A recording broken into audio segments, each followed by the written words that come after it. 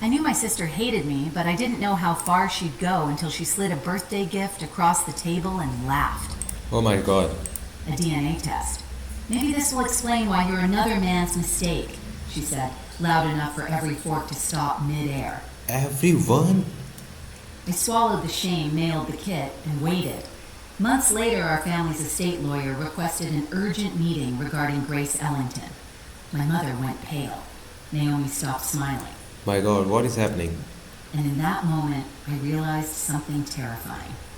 They already knew what I was about to find out. Most people picture family as a soft place to land. Yes. Mine always felt more like a house with cold floors. Oh my god, this is so bad.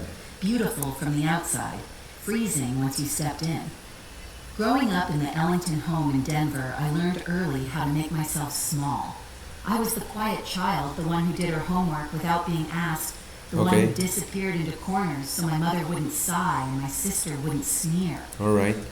Even then, Naomi's world seemed to orbit at the center of everything. She had a way of commanding attention without earning it. Loud laughter, dramatic stories, a talent for turning every room into her stage. And my mother, Evelyn, applauded her every move. When Naomi got a B on the test, she was well-rounded. When I brought home straight A's, Mom blinked like she'd Oh my god, this is like a true story. forgotten who I was for a moment before saying, "That's nice, Grace. Can you help set the table?" By the time I reached 35, I built a life far from that house. Austin suited me: quiet mornings, simple routines, the kind of stability I'd never had as a child. Alright. I worked as a financial analyst, dressed in soft, neutral That's a good job. tones, and tried not to think about the constant ache that came from being the forgotten daughter. But when my father, James Ellington, passed away, the gravity of our family pulled me back. Oh my god, bad thing to happen. He had been the only steady thing in that house, a man of few words, but a surprising warmth. In the small moments, a hand on my shoulder, a proud nod at my college graduation. I didn't know then that he carried a secret darker than anything I could imagine. 3 months after the funeral, Mom insisted we have a small birthday dinner at the Alright, whose birthday is what? old house. Her voice over the phone was too bright, too rehearsed, as if she were reading lines someone else had given her. Oh lord, that's something scripted. When I stepped through the front door, I smelled the familiar mix of lemon polish and old books. The chandelier glowed, but the house felt emptier without Dad's quiet presence. Naomi sat at the kitchen table, flipping through resort brochures, tanned from some recent trip, barely glancing at me as I entered. Mom poured herself more wine than usual, This is going to happen, I guess. her hands trembling slightly. Something unspoken hung in the air like a storm that hadn't broken yet. I tried asking about the will, gently, respectfully. Mom froze, her smile stiff. "We're just not ready yet," Oh my god, why? he said. But her eyes flicked to Naomi, and Naomi smirked like she knew a secret I didn't. Looking back, the dinner was never about celebrating my birthday. It was about setting the stage My god, it's Grace's birthday, and they are doing this. for my humiliation. The tension that night didn't arrive in one sharp moment. It crept in slowly, like a draft under a closed door. Every small detail felt off. Naomi kept glancing at me with this expectant look, as if she were waiting for a cue only she and my mother had rehearsed. Alright, this is so bad. Mom's wine glass was never empty, though she barely drank from it. Her fingers just circled the stem over and over like she needed something to hold on to. Dinner itself was a performance. Naomi talked nonstop: her job, her Alright. husband, her plans to redo her kitchen in a French farmhouse aesthetic. Mom laughed at every comment, even the unfunny ones. When I spoke, the room seemed to dim like someone turned down the volume of my existence. That is the case. Halfway through the meal, Naomi leaned back, eyes glinting.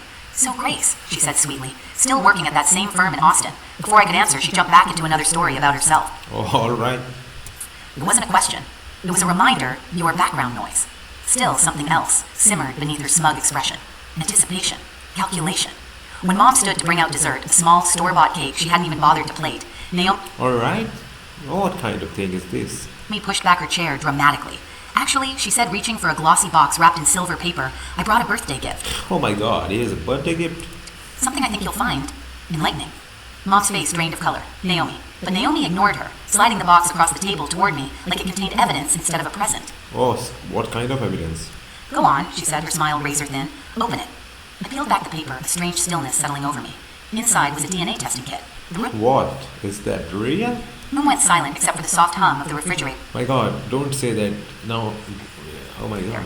Naomi leaned in, laughing under her breath. "Maybe this will explain why you're another man's mistake in this family." The words echoed sharp and deliberate. Really? Mom flinched.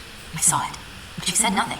The humiliation stung, but the fear in Mom's eyes, that felt like the real truth, slipping through the cracks. Naomi hadn't just insulted me. She'd exposed something she wasn't supposed to say Oh my god, this is so bad. out loud. Later that night in my old bedroom, the walls still painted the soft blue I had chosen at 15. I searched through old boxes, like someone looking for proof of their own existence. At the back of my closet, I found an envelope that didn't belong with the others. Alright, this is something. The dust around it had been disturbed recently. Inside was a photograph of younger Evelyn holding me as a baby while standing next to a man I didn't recognize. Oh. On the back, in my mother's handwriting, "Forgive me." My hands shook as I took pictures of everything. Then I turned to the DNA kit Naomi had delivered like a weapon. She had wanted me to take it. She had wanted something to happen. Fine. I mailed it the next morning, not because Naomi wanted me to, But she needed to know the truth. but because I needed to know what truth she was so eager to weaponize. The results arrived 5 weeks later on a quiet Tuesday afternoon. I was at my desk in Austin, half listening to the hum of the office vents when the notification appeared on my phone. Yes, it all happens through the phone navigations nowadays. I expected dread. What I didn't expect was clarity, sharp, cold, undeniable. No biological relationship detected with the Oh my god. Ellington family. My breath hitched, but I kept reading. A suggested match to the Hartnan lineage. A name I had never spoken, never heard, suddenly tied to me by blood. It didn't hurt the way I imagined. It felt like confirmation of something I'd always sensed I was a guest in my own childhood, never a Oh my god, this is so bad for a kid to know these things after so much long time. daughter. What shook me more came next. When I sent the results to our family group chat, nothing dramatic, just a screenshot and a simple question. Does anyone want to explain this? My phone buzzed almost instantly. Mom called sobbing. Not from remorse, but from fear. Grace, sweetheart, please delete that. You don't understand. This is complicated. Things happened a long time ago. We moved past them. She never apologized. My god. She never addressed the decades I spent feeling like a burden in her home. She just begged me to bury the truth again. But Naomi didn't call. She texted. Just 4 words. Well, now you know. Cold. Satisfied. Well, now you know. 4 words only. As if she'd been waiting half her life for the moment I discovered I didn't belong. That night, I called her, shaking with questions I didn't know how to ask. She answered on the 3rd ring, her voice dripping with irritation. Why Grace? Why now? I demanded. Why push this? Why humiliate me?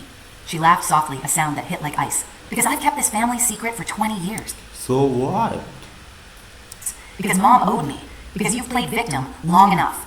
And now the right people will finally get what they deserve. She hung up. Those words clung to me like smoke. The next morning, I started asking quiet questions. I spoke to family friends, old neighbors, people who had known my parents before Naomi and I were born. What emerged chilled me. Naomi had been digging for months, meeting estate lawyers, hinting about upcoming changes, talking as if Dad's estate already belonged to her. I needed help, real help, the kind Dad would have insisted I seek. So I This is so fire right now. hired an attorney, Sarah Eng, known for her work in complicated inheritance disputes. I brought her everything, the DNA results, the photograph screenshots of Naomi's messages, the odd conversations, the fear in Mom's voice. Sarah listened, expression still taking notes like she was assembling a puzzle. Your instincts are right, she said finally. This isn't just resentment. Someone is building a case to erase you. 3 Really? Is this a case? days later, I got the call that changed everything. Everything. Mr. Dalton, our longtime estate lawyer, sounded unusually formal. Grace, your father, left instructions for a will reading under specific circumstances. Those circumstances have now been met. I think you should be prepared for what you're going to hear. Prepared. I doubt anyone could have been. Oh my god. This is not what I think. The morning of the will reading, Denver felt colder than I remembered. Not a seasonal cold, but the kind that sinks into bone, the kind that feels like a warning. Sarah and I arrived early at the downtown building where Mr. Dalton's office occupied the top floor. Floor-to-ceiling windows, dark wood, the kind of place where truths didn't hide, they echoed. We chose seats near the window, out of the direct line of fire. Alright, something is going to happen, so... Sarah whispered, observe everything. Speak only when necessary.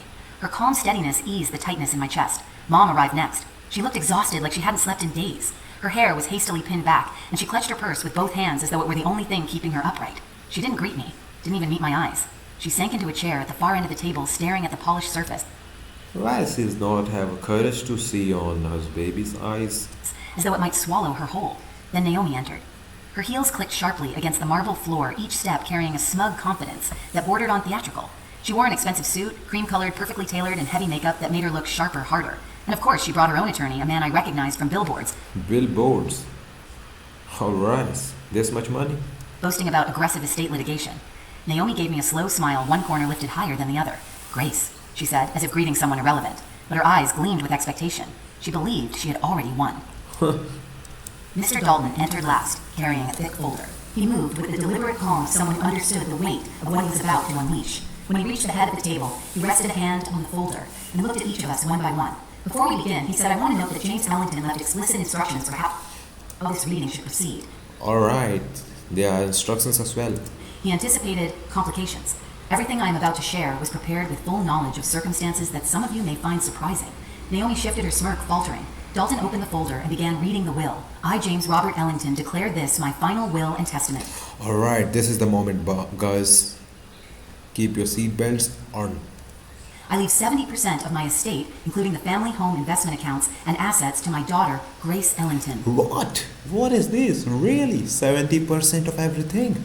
Silence snapped across the room like a whip. Naomi shot to her feet. She is not his daughter!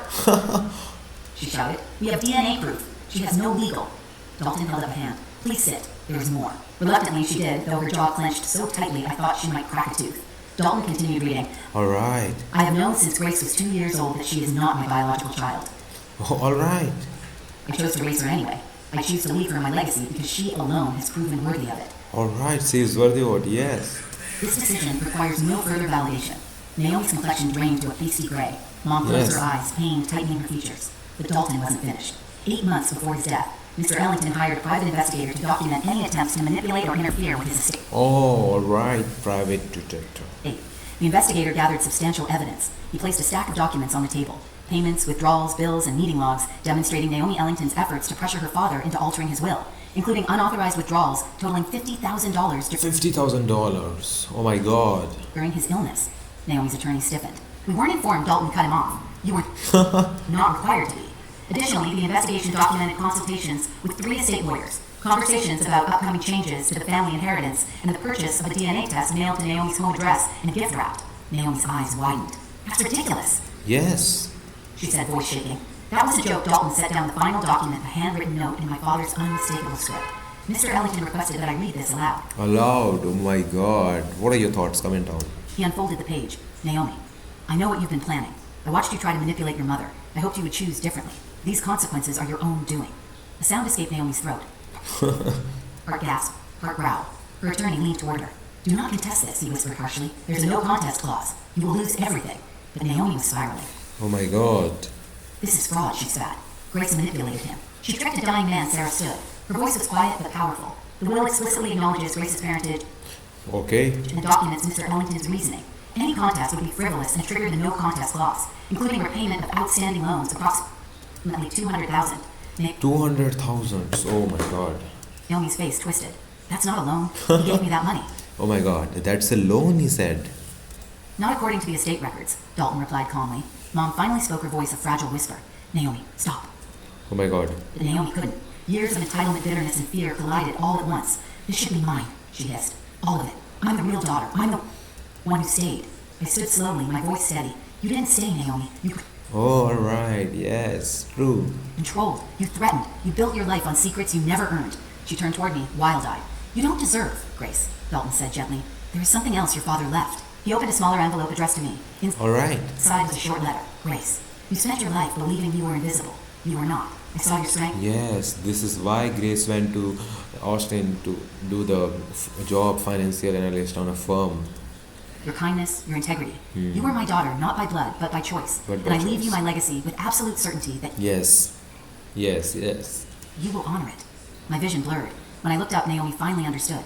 This wasn't my victory. It was her defeat Yes. crafted by the man she underestimated most. The legal fallout came faster than anyone This is good. expected. Naomi's attorney withdrew the next morning, leaving her scrambling for someone willing to take a case that was already collapsing under its own weight. Yes. Not a case anymore.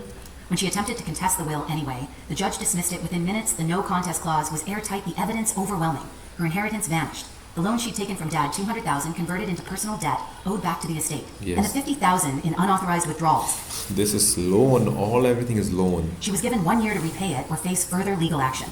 For the first time in my life, Naomi looked small. Not humbled, just cornered by the consequences she'd always managed to outrun. Mom came to see me a week later. She sat on my Austin apartment couch, hands folded, eyes red-rimmed. She told me everything the truth Yes, every truth. about my biological father, the agreement made decades ago, the guilt she carried but never confronted.